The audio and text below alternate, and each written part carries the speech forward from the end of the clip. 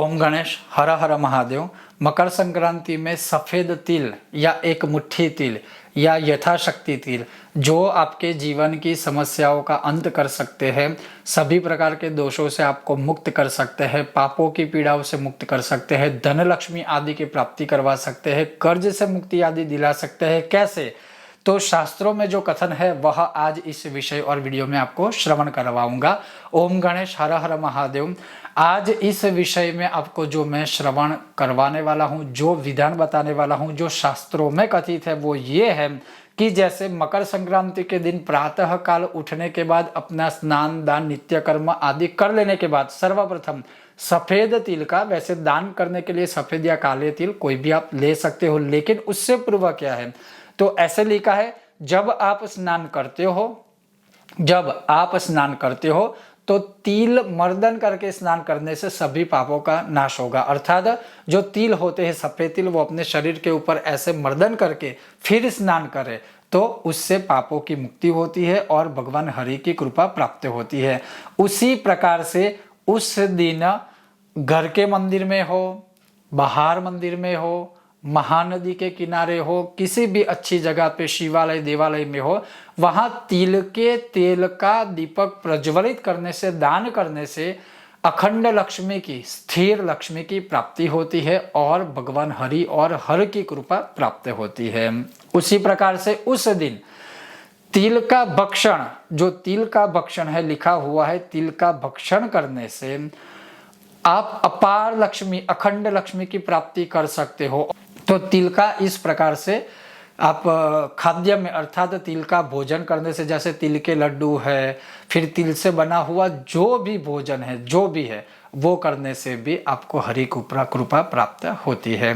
उसके बाद लिखा है उसी दिन, अर्थात मकर संक्रांति के दिन ही तिल से यज्ञ करने से, अर्थात मानिए विष्णु सहस्त्र के 1000 नामों से आप चाहे तो तिल से ही थोड़े थोड़े तिल लेकर एक एक नाम बोल के आहुति देकर भी आप यज्ञ कर सकते हो, इससे भी हरि कृपा प्राप्त होती है। तो तिल से यज्ञ, तिल से स्नान, तिल का दान, तिल से मर्दन आदि करके जो भी क्रियाएं करते हैं वो अधिक फल देती है। उसके बाद लिखा है कि जल में, पानी में थोड़े से तिल मिश्रित करके पितृ तर्पण करने से पितृओं की पीड़ा से आप मुक्त हो सकते हो, पितृ दोष से भी आपको कहीं ना कहीं छुटकारा प्राप्त हो सकता है।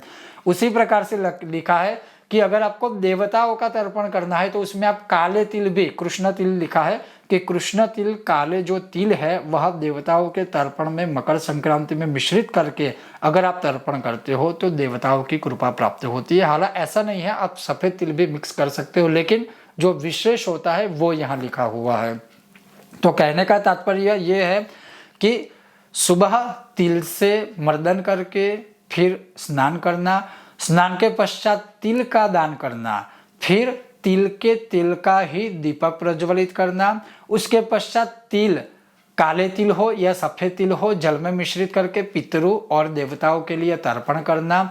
और इसके पश्चात लिखा है कि तांबे के कलश के अंदर यथाशक्ति थोड़े से तिल भर के किसी भी ब्राह्मण को मंदिर में या किसी गरीब को दान करने से भगवान महाविष्णु की और भगवान शिव की पूर्ण कृपा प्राप्त होती है। इसमें कोई संदेह शंका रखनी नहीं चाहिए, ऐसा यहाँ पर लिखा हुआ है।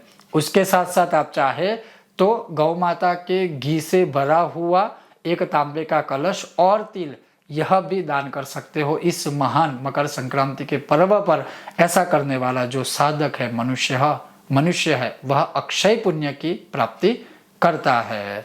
ओम गणेश हर हर महादेव। और एक बार पुनः मकर संक्रांति की आप सभी को बहुत बहुत शुभकामनाएं।